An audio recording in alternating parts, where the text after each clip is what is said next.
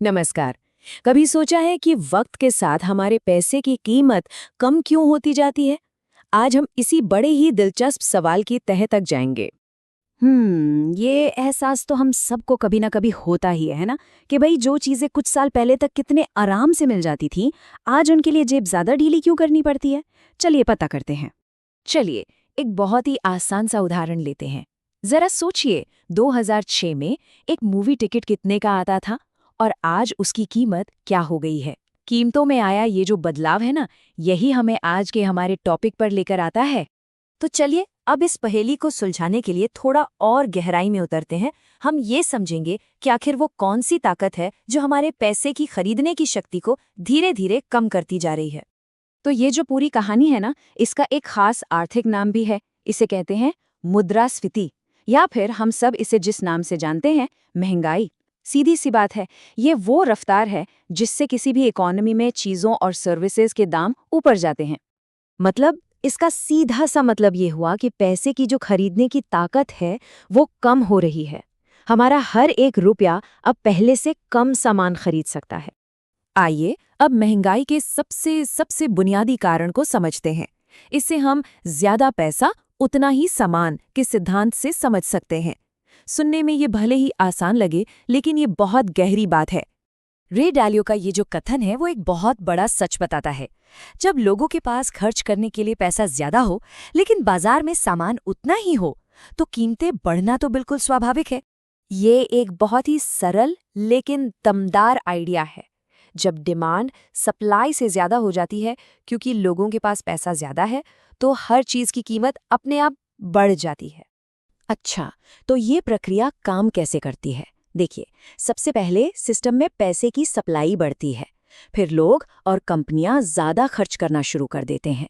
इसके बाद ये जो बढ़ी हुई डिमांड है वो सामान बनने की रफ्तार से आगे निकल जाती है, और आखिर में इसी बढ़ी हुई डिमांड को पूरा करने के लिए कीमतें बढ़ जाती हैं। सिंपल। चलिए अब थोड़ा और आगे बढ़ते हैं और देखते हैं कि ये सिस्टम असल में कैसे काम करता है।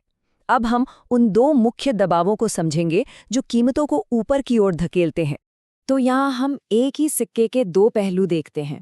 एक तरफ है डिमांड पुल इन्फ्लेशन, मतलब मांग जनित मुद्रास्फीति, जहाँ ज्यादा खरीदारी कीमतों को ऊपर की ओर खींचती है। और दूसरी तरफ है कॉस्ट पुश इन्फ्लेशन, यानी लागत जनित मुद्रास्फीति, जहाँ उत्पादन की बढ़ती लागत या सामान की कमी कीमतों को ऊपर की ओर धकेल देती है। ठीक है, ये सब तो हो गई आर्थिक बातें, पर अब देखते हैं कि ये सारी चीजें सीधे सीधे हमारी और आपकी जेब पर कैसे असर डालती हैं। देखिए, जब कीमतें हमारी सैलरी से ज्यादा तेजी से बढ़ती हैं, तो हमारी खरीदने की ताकत असल में घट जाती है। जरा सोचिए, अगर किसी की सैलरी 5% बढ़ती है, लेकिन महंगाई 7% है, तो असल में तो वो पिछले साल से भी कम सामान खरीद पाएगा। और यहीं पर सबसे सबसे जरूरी बात सामने आती है, पता है क्या? हमें अपना देखने का तरीका बदलना होगा।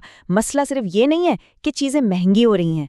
असली बात तो ये है कि हमारे हाथ में जो पैसा है ना, उसकी खुद की कीमत, उसकी वैल्यू कम हो रही है।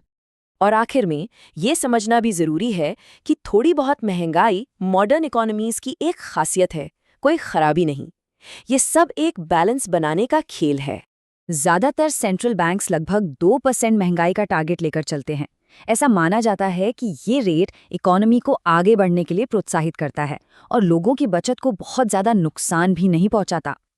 ये एक बहुत बड़ा सवाल है और इसका एक जवाब भी है। आइए महंगाई के सबसे खतरनाक रूप को देखते हैं। इसे कहते हैं अतिस्फीति या हाइपर इन्फ्लेशन। ये वो सिचुएशन है जब कीमतें एक महीने में 50% से भी ज्यादा तेजी से बढ़ने लगती हैं। ऐसी हालत में पैसा अपनी लगभग सारी सारी कीमत खो देता है। और इतिहास गवाह है कि इसके कितने भयानक नतीजे हो सकते हैं। सोचिए, 1920 के दशक में जर्मनी, या फिर हाल के सालों में जिम्बाब्वे और वेनेजुएला। इन देशों में हालत इतनी ज्यादा खराब हो गई थी कि लोगों को सिर्फ एक ब्रेड खरीदने के लिए नोटों से भरे हुए थैले लेकर जाना पड़ता था, सिर्फ एक ब्रेड के लिए। तो हमने देखा कि पैसे का मूल्य कोई पत्थर की लकीर नहीं है, ये तो लगातार बदलता रहता है। और ये बात हमें एक बहुत बड़े और गहरे सवाल पर लाकर छोड़ती है। अगर पैसे की अपनी कोई तय कीमत नहीं है, तो आखिर वो क्या चीज है जो इसे इतना मूल्यवान बनाती है? इस पर जरूर सोचिएगा।